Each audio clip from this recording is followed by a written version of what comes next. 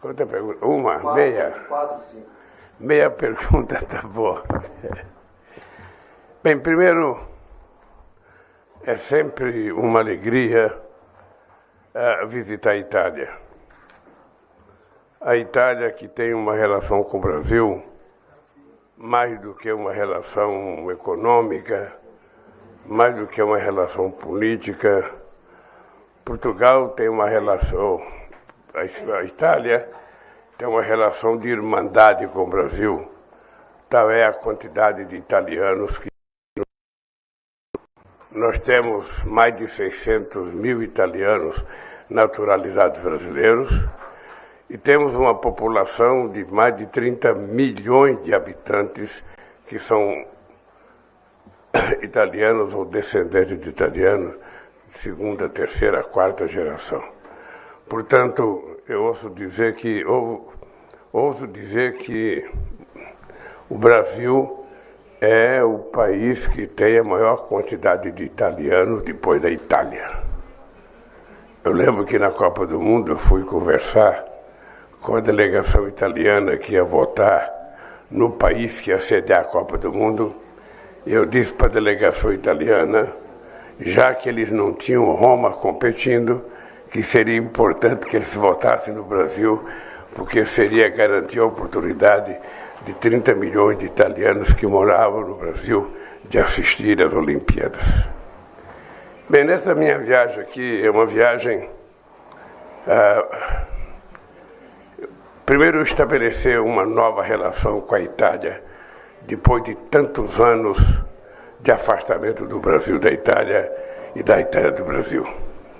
Às vezes eu estranho porque poucas autoridades italianas visitam o Brasil.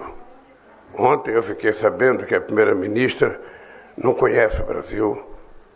Eu fiquei sabendo que o presidente também, o Mattarella, não conhece o Brasil.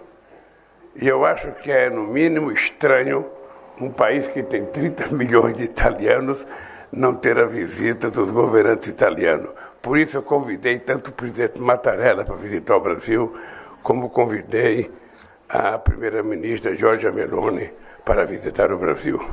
Eu espero que os dois tomem a iniciativa de visitar o Brasil. A segunda coisa é que eu tive alguns encontros importantes na minha vida e ainda faltou ter outros encontros.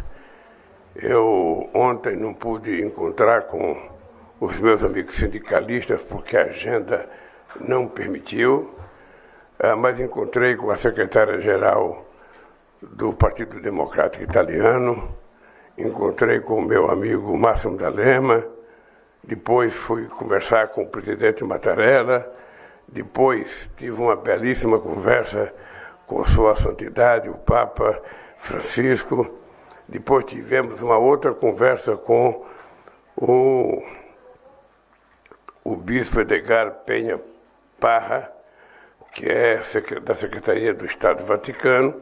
Depois tivemos uma conversa com a primeira-ministra, uma boa conversa sobre o futuro das nossas relações.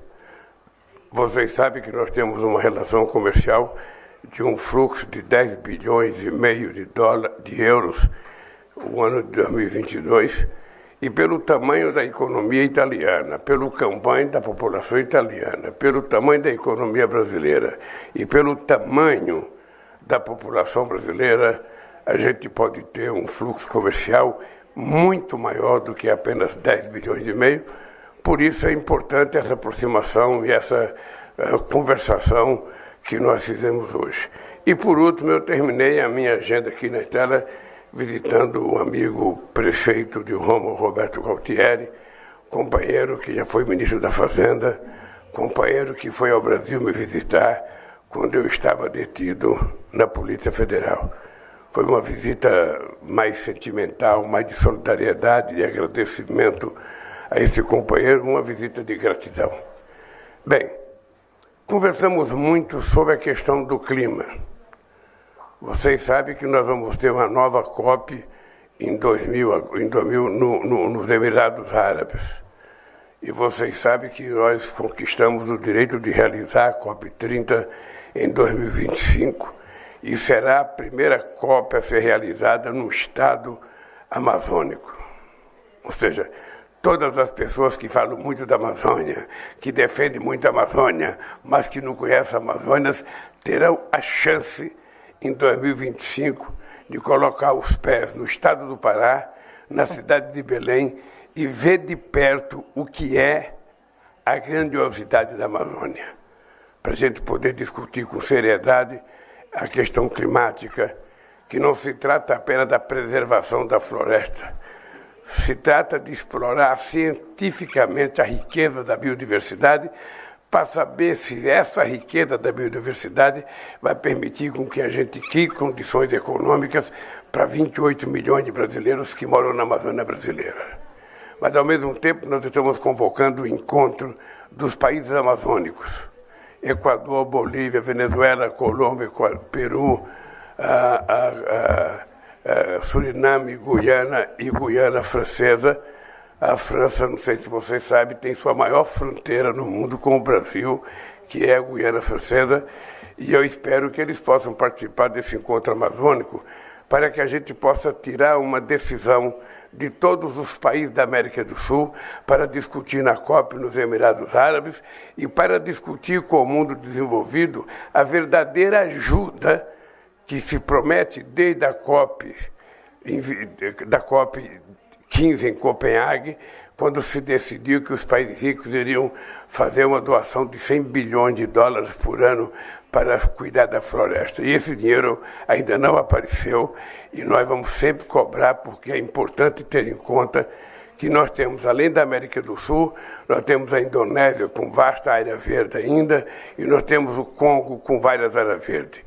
Então nós vamos tentar juntar esses países que ainda têm florestas, sabe, bastante preservadas, para que a gente faça da manutenção da nossa floresta em pé e das pesquisas em função da nossa biodiversidade um jeito novo de cuidar do planeta Terra, um jeito novo de discutir a questão do clima, porque nós estamos todos num barco só. Se esse barco afundar, não vai ninguém conseguir escapar.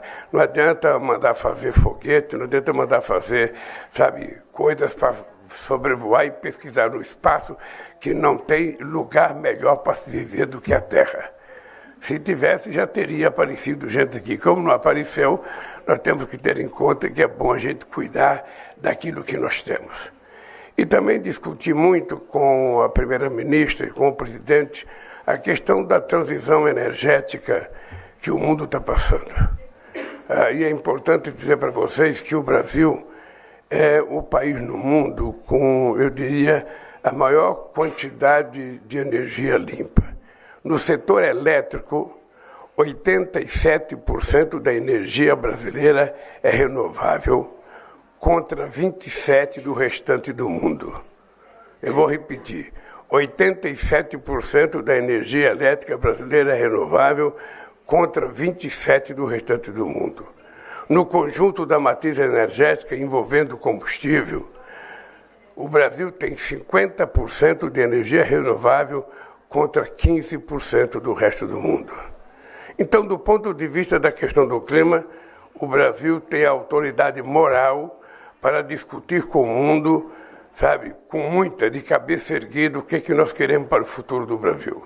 Nós temos um potencial de energia eólica extraordinário, nós temos um potencial de energia solar extraordinário, nós agora estamos explorando hidrogênio verde em vários estados do Nordeste brasileiro, em parceria com a Alemanha, com a Noruega, com a Suécia, ou seja, vários países do mundo estão fazendo parcerias com universidades brasileiras, com empresas brasileiras, na perspectiva da gente colocar o hidrogênio verde na matriz energética, sabe, do mundo a partir dessa próxima década. E nós vamos tentar fazer dessa transição energética um novo jeito de industrializar os nossos países. É preciso tentar garantir que a economia verde ela exista de verdade. Ela só vai existir se cada um cumprir com aquilo que tem que cumprir. Os países desenvolvidos que já desmataram as suas florestas, que há 200 anos estão industrializados, que, portanto, tem uma dívida histórica com o planeta, mais do que um país que começou a se industrializar agora, essa gente tem que pagar um pouco, sabe, aquilo que eles poluíram no passado, aquilo que eles emitiram de gás de efeito estufa no passado, para poder ter uma compensação e ajudar os países mais pobres, sobretudo países da América Latina, países do continente africano, que precisam muito de investimento, de incentivo, até porque nesses países a gente pode fazer a chamada agricultura de baixo carbono, que é, no fundo, a agricultura que vai prevalecer no futuro. Então, essas conversas foram tidas aqui com o presidente Mattarella, com a primeira-ministra Jordana, com a Giorgia Meloni e também com o prefeito.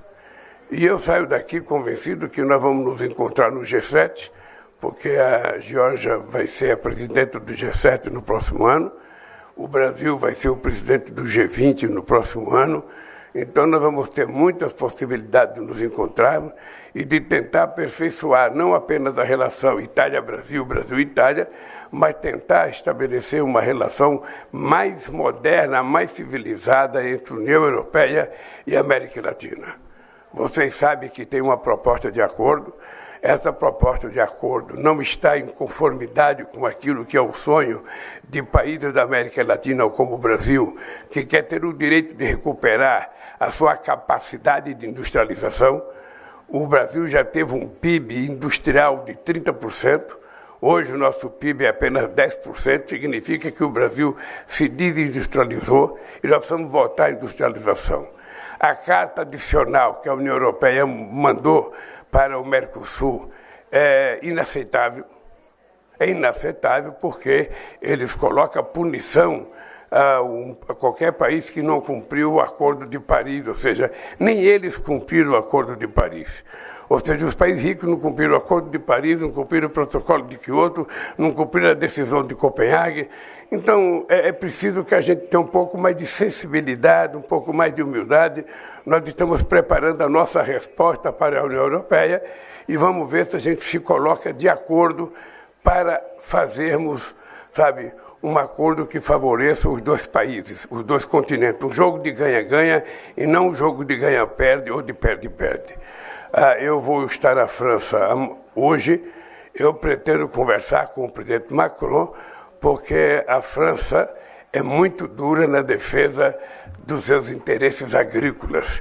E é importante a gente convencer a França que maravilhoso que ele defenda a sua agricultura, mas ele tem que entender que os outros também têm o direito de defender a sua agricultura. Então é preciso que cada um abra mão, sabe, do seu perfeccionismo, ou seja, para que do seu protecionismo também, para que a gente possa construir a possibilidade de um acordo que melhore a situação da União Europeia e da América do Sul. Primeiro porque ninguém mais aceita a Guerra Fria, uma nova Guerra Fria, ou seja, que está sendo estabelecida entre Estados Unidos e China. Nós não queremos mais Guerra Fria, e muito menos nós queremos guerra. É por isso que também eu conversei com o presidente Mattarella, conversei com a primeira-ministra, conversei com o Papa Francisco muito sobre a questão da guerra, e eu estou de acordo com o Papa Francisco. É preciso ter gente envolvida em discutir a questão da paz. É preciso colocar os atores numa mesa de negociação, é preciso parar de atirar e é preciso tentar encontrar uma solução pacífica, porque o mundo tem 800 milhões de seres humanos que vão dormir toda noite sem ter o que comer, e não é justo se gastar bilhões de dólares ou de euros com guerra desnecessária, quando a gente poderia tentar estar vivendo, sabe, num momento de paz, porque o mundo está precisando disso. Eu já mandei o companheiro Celso, que é o meu assessor especial, à Rússia para conversar com o Putin, já mandei ele conversar com o Zelensky. Amanhã sábado ele vai para uma reunião em Copenhague com vários países, para ver se a gente consegue tentar encontrar um denominador comum que possa convencer tanto o Putin quanto o Zelensky de que o melhor negócio para essa guerra é acabar a guerra. sabe? E tentar saber em que condições a gente vai voltar à normalidade. E só os dois podem dizer. E o nosso papel é tentar convencer os dois de que isso é um fato extremamente importante. Dito isso, eu me coloco à inteira disposição de vocês para as perguntas, e quem coordena a pergunta é o José Crispiniano. Eu só responderei quando ele falar. Pode responder. Tudo bem, bom dia. Começa aqui com o Marco do Show. A gente vai passando o microfone. O seu, Zé, passa o seu para ele.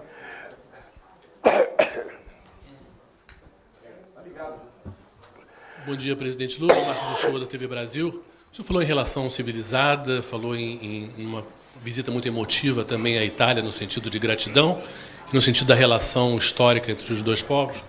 Eu gostaria de saber um pouquinho mais da conversa do senhor com o Papa Francisco, na medida que, em termos de força moral, né, essa ideia da paz que o senhor trouxe lá atrás, que ele é muito, muito forte da parte dele, mas ainda está engateando. O senhor considera que, considerando que recentemente essa contraofensiva ucraniana está tendo muita dificuldade, até em termos militares, ajuda politicamente a se pensar a paz e se tentar resolver isso de uma maneira em que, na medida que os dois lados têm uma dificuldade muito grande de vencer essa guerra?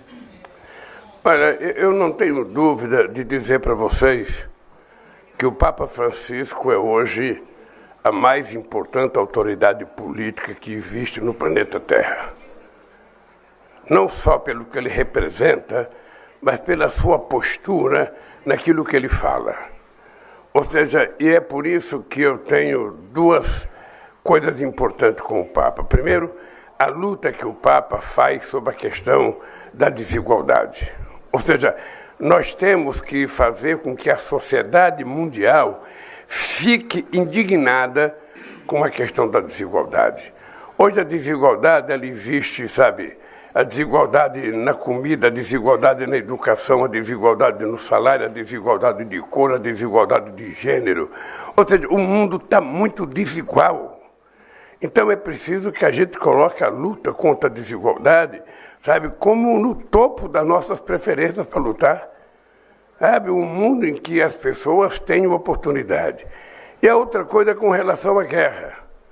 O Papa tem mandado, sabe, seus cardeais, sabe, que estão discutindo com o Zelensky, discutindo com o Putin.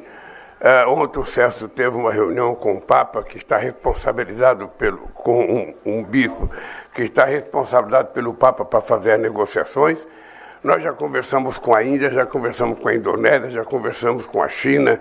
Ou seja, na perspectiva de criar uma consciência e um grupo de pessoas que possam, sabe, construir a paz. E nesse aspecto o Papa é uma pessoa extremamente importante. Muito, muito importante. Eu fiquei feliz porque achei o Papa muito saudável. Muito. Eu pensei que ia chegar aqui e encontrar um homem combalido, porque tinha acabado de uma cirurgia. Ele estava muito, mas muito animado, muito sorridente. E eu diria, sabe, que todo dia eu digo no Brasil que eu sou um jovem de 77 anos com energia de 30. O Papa ontem era um Papa de energia de 30. Ou seja, ele estava muito motivado e muito disposto a continuar a luta dele, tanto contra a desigualdade quanto para construir a paz no planeta Terra. A gente nunca sabe, Uchoa, como é que está a cabeça dos dois presidentes que estão em guerra. Até o momento, todos acham que vão ganhar. Até o momento, todos acham que já ganharam. O dado concreto é que vidas estão sendo ceifadas. Milhares de pessoas estão morrendo. E qualquer acordo que você faça daqui para frente, você pode recuperar um prédio, mas você não recupera mais as pessoas. Então era importante parar. Vamos estabelecer uma rodada de negociação, escolham os interlocutores que entenderem que deva ser importante, quem quer que seja.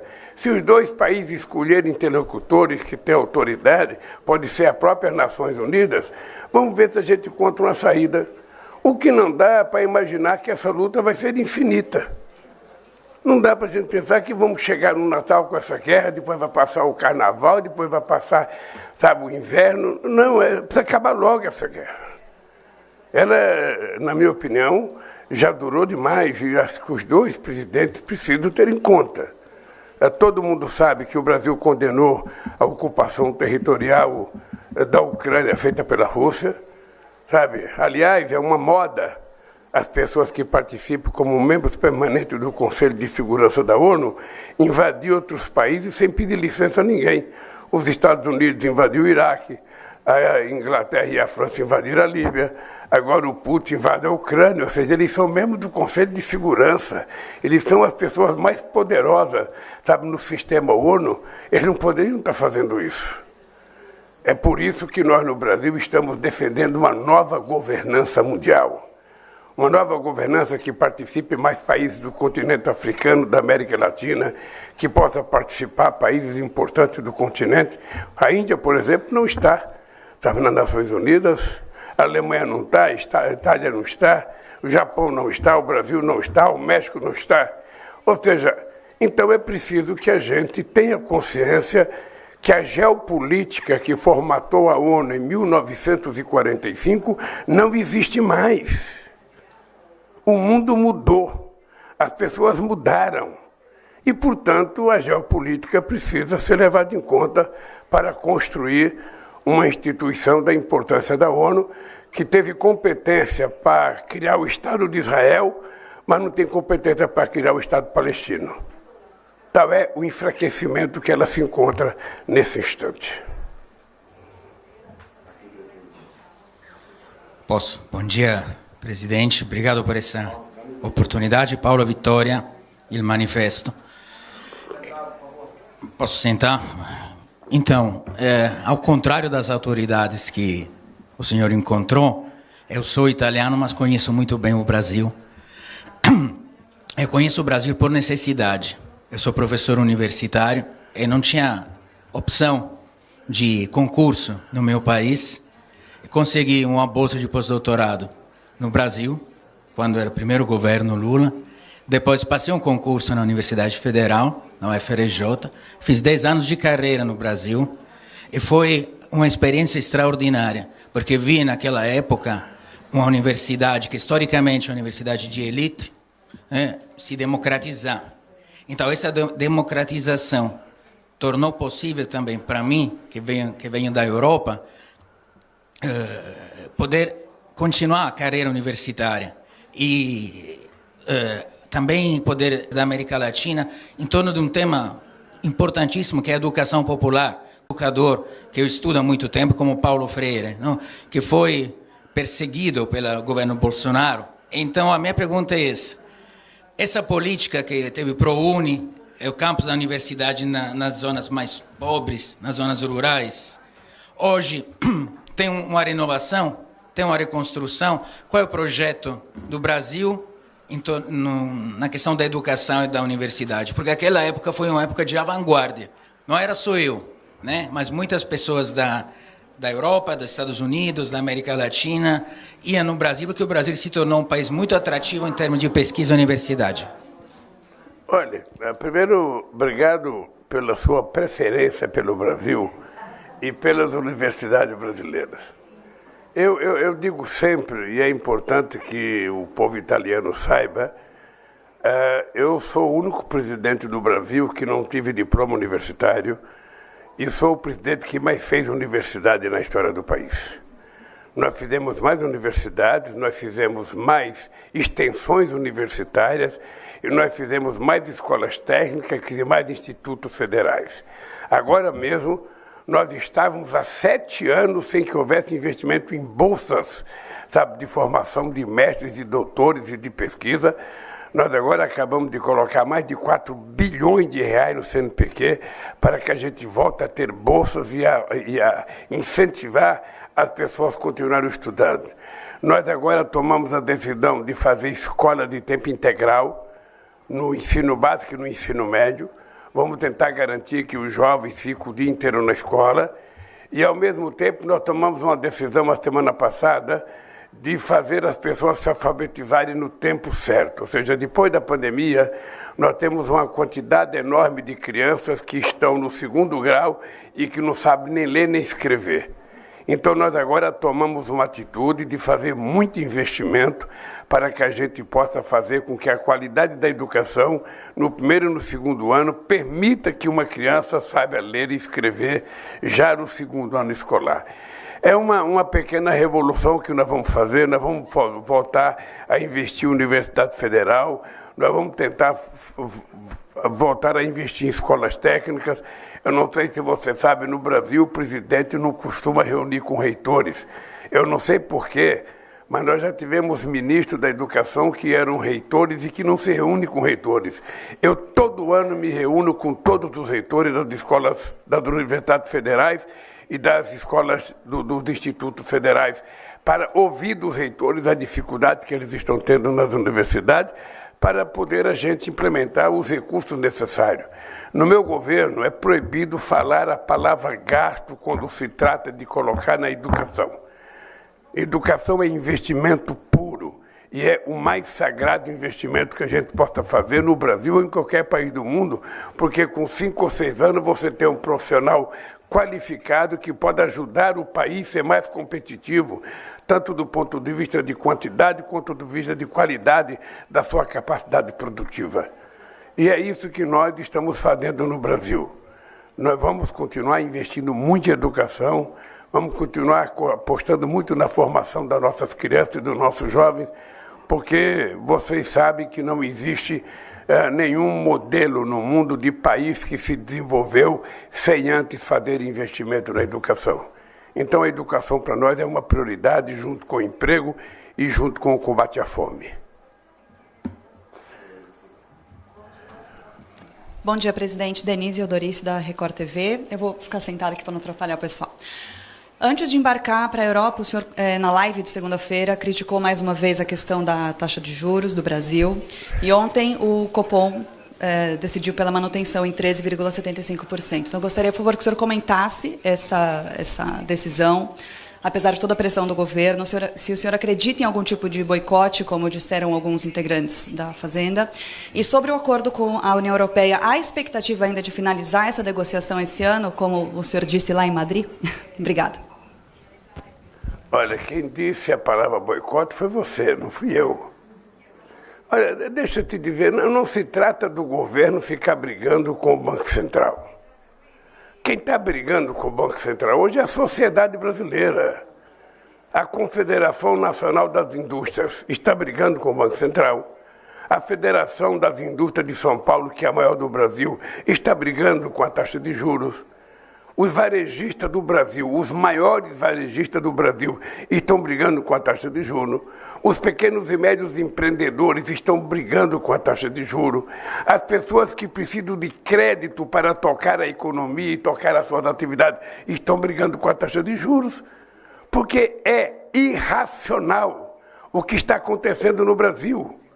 Você tem uma taxa de juros de 3,75 com a inflação de 5%. Ou seja, cada vez que reduz meia inflação, aumenta o juro real no país. Não é possível ninguém tomar dinheiro emprestado para pagar 14% ao ano, às vezes 18% ao ano. Os bancos não estão emprestando dinheiro porque ninguém pode tomar dinheiro. Nós temos 72% da sociedade brasileira endividada com algum tipo de dívida, mesmo que seja pequena.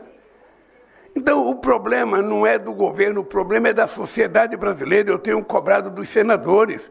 Foram os senadores que colocaram esse cidadão lá. Então, os senadores têm que analisar se ele está cumprindo aquilo que foi a lei aprovada para ele cumprir.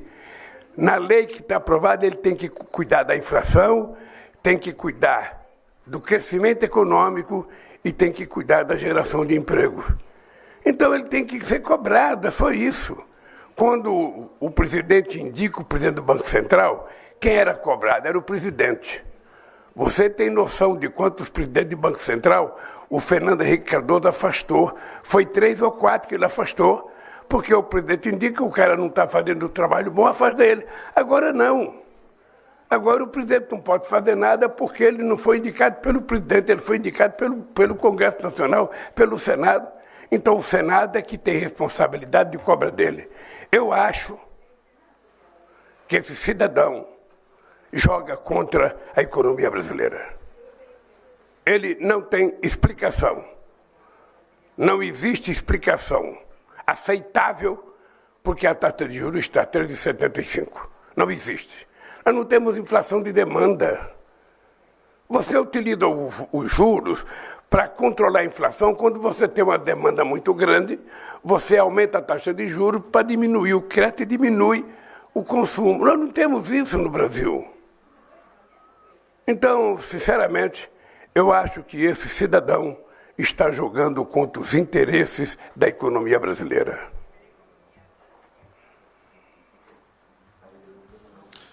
Presidente, eccomi. Scusi l'italiano. Ok.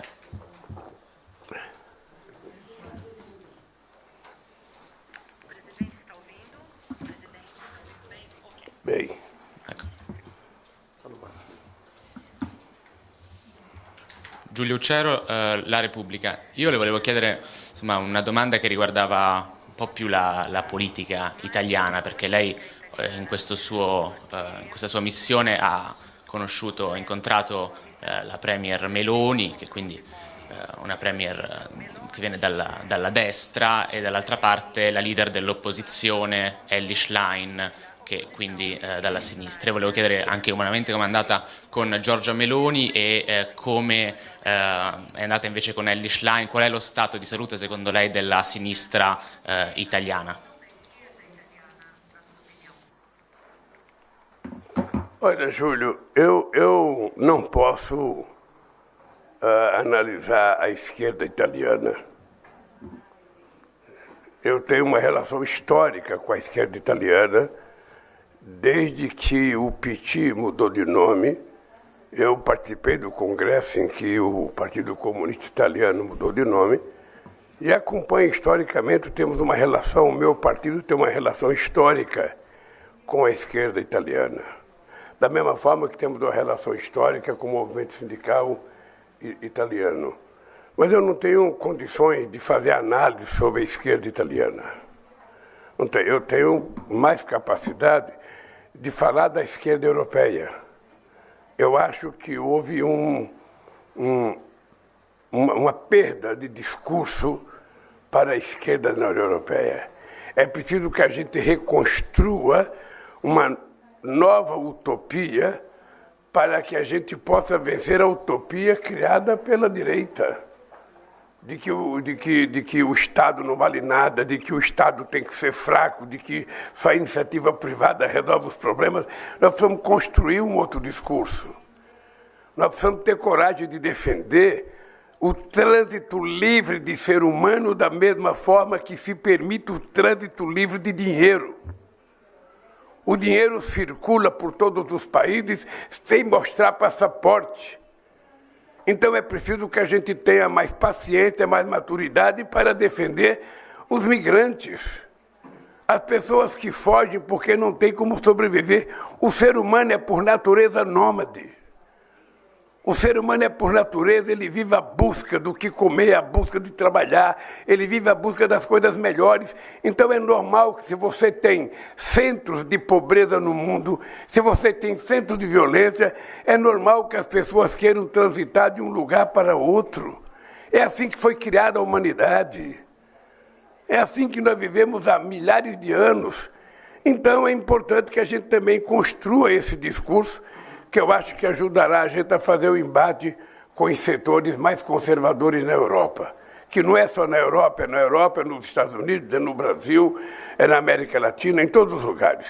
Você tem uma extrema-direita nascendo, sabe, com um discurso muito duro na política de costumes, sabe, e na questão da família, e muitas vezes a esquerda fica um pouco inibida. E eu acho que nós precisamos defender com mais clareza as coisas que nós acreditamos. Ou seja, eu acho que a esquerda no Brasil, na América Latina e no mundo precisa criar uma nova utopia. Sobretudo porque a juventude precisa de uma utopia, precisa de alguma coisa, de um sonho, para a gente continuar lutando por ele. Mas eu só posso te dizer que eu tenho uma belíssima relação com a esquerda italiana. Deixa eu te dizer da primeira-ministra, quando um chefe de Estado se encontra com outro chefe de Estado, não está em jogo a questão ideológica. Ou seja, eu, para me encontrar com a primeira-ministra da Itália, a mim não importa o posicionamento político dela. O que importa é que ela é chefe de Estado da Itália, defende os interesses do povo italiano, eu sou chefe de Estado brasileiro, defendo os interesses do Brasil, e eu venho aqui para que a gente possa discutir, sabe, o que é importante fazer para que os dois países possam ganhar.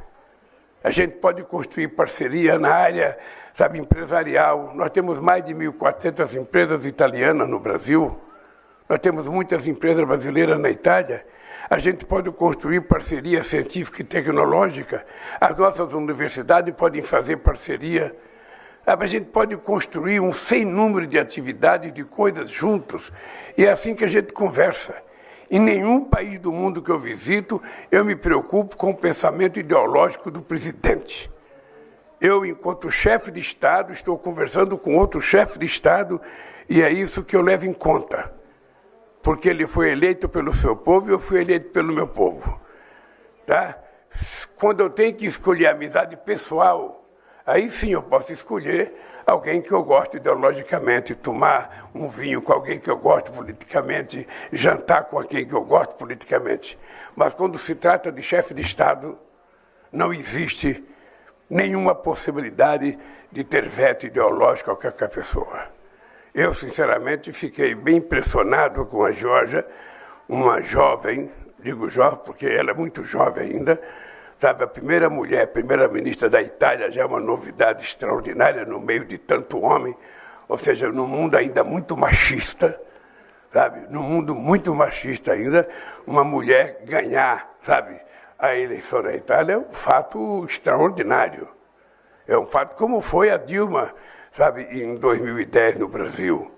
Agora ela vai ter que governar, ela vai enfrentar muito preconceito, ela vai enfrentar muita coisa, sabe, contra a mulher ainda, porque a questão de gênero ainda pesa muito. Existe hoje um crescimento de ódio, sabe, contra as mulheres, de desrespeito contra as mulheres, de violência. Agora, eu senti que é uma mulher que tem a cabeça no lugar, é uma mulher inteligente, e se não fosse inteligente, não estaria onde está.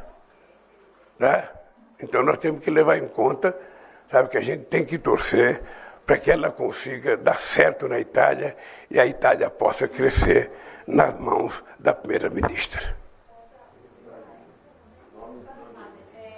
Hi, Valeria Fraschetti. Presidente, il Brasile da mesi invoca... una domanda sulla pace, vogliamo farle, da parte di Radio Rai. Il Brasile da mesi invoca una negoziazione, un accordo di pace, però non è chiaro quali sono i termini di questo accordo di pace per il Brasile. Ad esempio per l'Unione Europea le condizioni dovrebbero essere quelle ucraine e quindi volevamo sapere se lei è d'accordo su questo.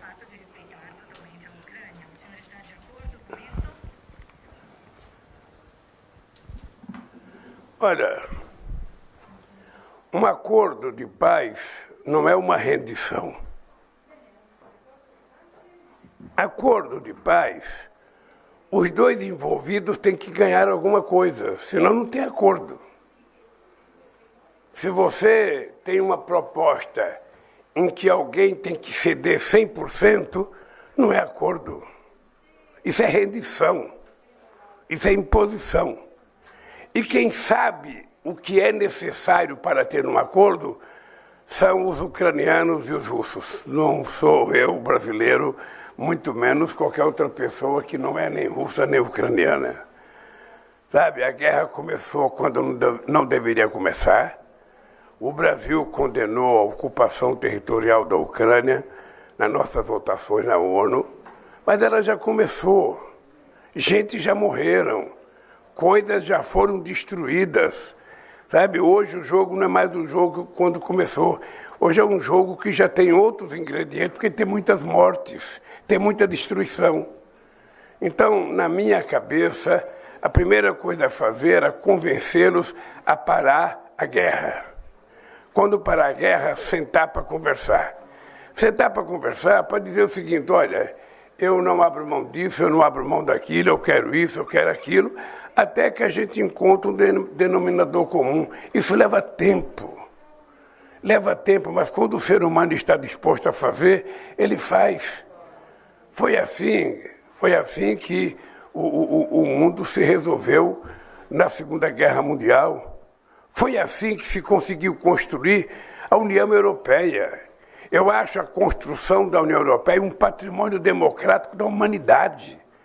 Depois da Segunda Guerra, você criar, um parlamento europeu, você criar um Banco Central Europeu, você criar várias instituições europeias que cuidam da economia, que cuidam da questão social, é uma coisa extraordinária. Tem gente que não gosta, como a Inglaterra que saiu. Vamos ver o que vai acontecer com a Inglaterra. Eu sonharia construir na América do Sul uma coisa similar à União Europeia, levando em conta as nossas características, da nossa cultura, mas eu acho extraordinário isso. E eu acho que a União Europeia tem condições de trabalhar para que haja paz. O problema é que a União Europeia está toda envolvida na guerra. Os Estados Unidos estão todos envolvidos na guerra. Então nós estamos tentando detectar alguns países que não estão na guerra: Brasil, China, Índia, Indonésia, possivelmente México, Argentina, outros países da África. A gente criar algo para dentro não é fácil. Se fosse fácil, já tinha resolvido. É difícil. Às vezes as pessoas não querem nem conversar, porque todo mundo acha que está certo. Então é preciso que a gente também dê um tempo, porque vai chegar um momento em que a razão vai prevalecer. E aí a gente vai começar a ver a negociação de paz entrar em andamento. A gente está acabando aqui.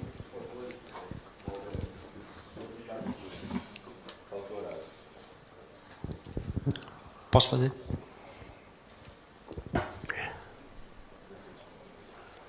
Presidente, bom dia.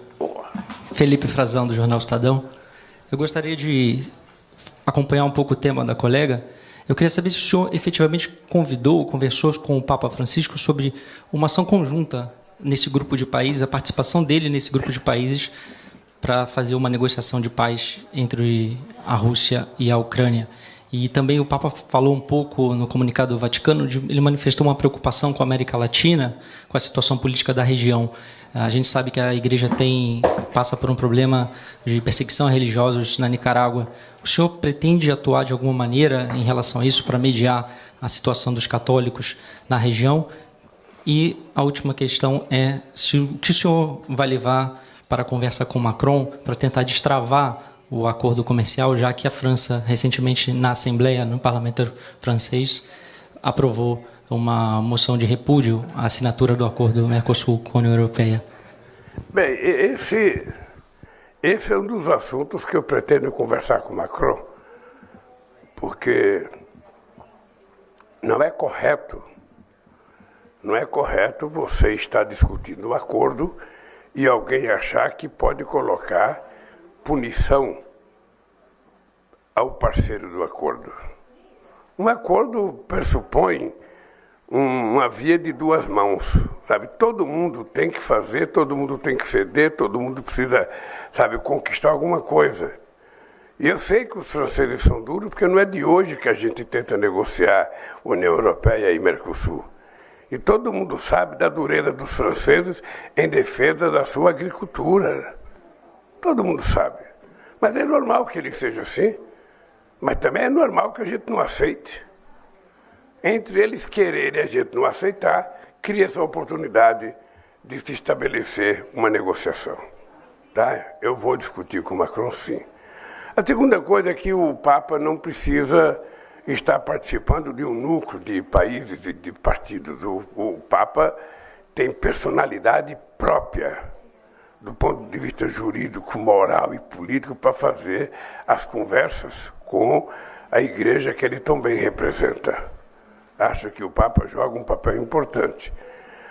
Acho que a igreja está com um problema na Nicarágua, porque tem padre, tem bispo que estão presos. E a única coisa que a igreja quer é que a Nicarágua libere o bispo para vir para a Itália. E eu pretendo falar com o Daniel Ortega a respeito, sabe, de liberar o bispo. Não tem por que o bispo ficar impedido de exercer a sua função na igreja. Não existe essa possibilidade. Então, eu vou tentar ajudar, se puder ajudar. Essas coisas nem sempre são fáceis, porque nem todo mundo é grande para pedir desculpa. A palavra desculpa é simples, mas ela exige muita grandeza.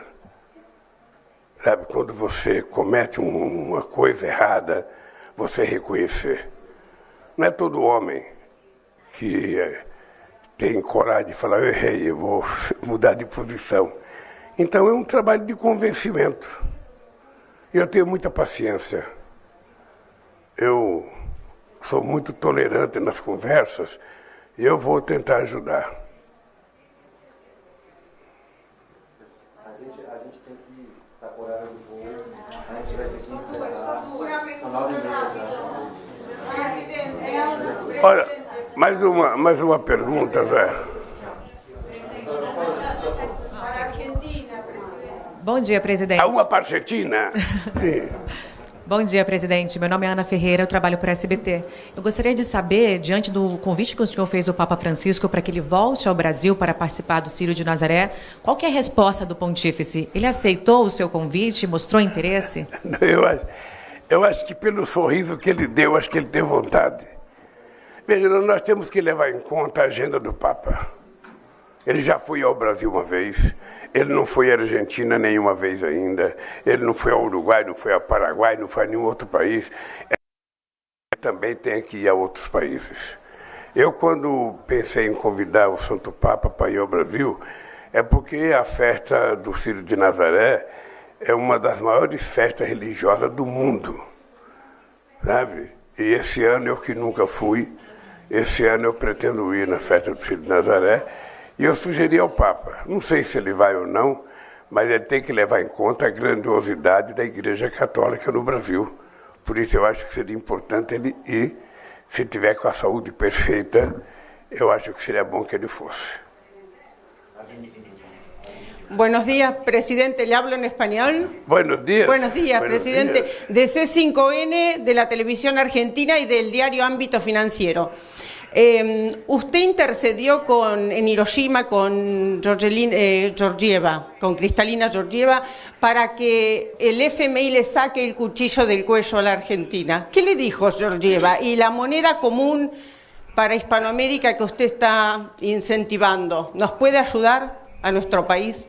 Olha, a primeira coisa é que nós, brasileiros, e eu, pessoalmente, como presidente do Brasil, tenho muita preocupação com a situação econômica da Argentina e estou tentando fazer todo o esforço possível para ver se a gente consegue estabelecer uma parceria com outros bancos para que a gente possa financiar as exportações da Argentina. Sabe, para nós no Brasil, quanto melhor tiver a Argentina, melhor para o Brasil. Quanto pior tiver a Argentina, pior para o Brasil. Então, nós temos que ter, sabe, a disposição de trabalhar. O presidente vai fazer uma visita de Estado dia 26 ao Brasil e eu pretendo recebê-lo e discutir um pouco mais da Argentina. Eu espero que até lá a gente possa ter alguma solução que possa vislumbrar um pouco de tranquilidade para o povo argentino nessa situação difícil que vive os nossos irmãos argentinos. Sabe, a gente tem dificuldade porque é preciso ter uma garantia, mas nós estamos tentando trabalhar com muito afinco.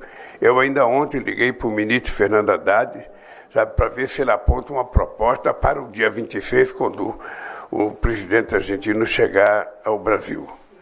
Eu sinceramente quero te dizer que eu tenho muita vontade de ajudar a Argentina a sair e voltar a crescer. Graças a Deus, a seca está acabando, a produção da Argentina está voltando à normalidade e logo, logo a Argentina estará recuperada.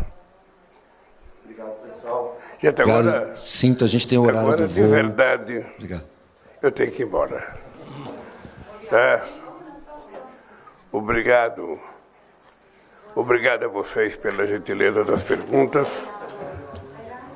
Outra coisa, gente, eu vou falar, me desculpa, eu vou falar uma coisa aqui para vocês. Vocês sabem que eu ando um pouco indignado com os defensores de liberdade de imprensa no mundo. Não é possível. Aconteceu o que está acontecendo, a gente tem o Assange preso porque denunciou ao mundo a espionagem americana. Esse cidadão está preso na Inglaterra, vai ser mandado de volta para os Estados Unidos para, quem sabe, pegar a prisão perpétua, e eu não vejo nenhuma manifestação da imprensa em defesa da liberdade de imprensa. É inacreditável, nem o jornal que publicou a matéria que ele publicou defende ele. O nome disso chama-se covardia. Porque o que o Assange fez merece respeito e elogio de qualquer jornalista da face da terra. Ele teve a coragem de divulgar que os Estados Unidos faziam espionagem no Brasil, na presidenta Dilma, na Cristina, na Argentina, na Alemanha da Angela Merkel. Ou seja, isso foi denunciado. E por conta disso, esse cidadão foi preso e vai ser extraditado para os Estados Unidos, e a imprensa está calada. Então, é importante que os companheiros jornalistas, possam, enquanto é tempo, a gente tentar pedir pelo menos para soltar o cara e dizer qual é o crime que ele cometeu. Qual foi o crime que o Assange cometeu? Foi o crime de denunciar abuso, da espionagem americana contra outros países no mundo.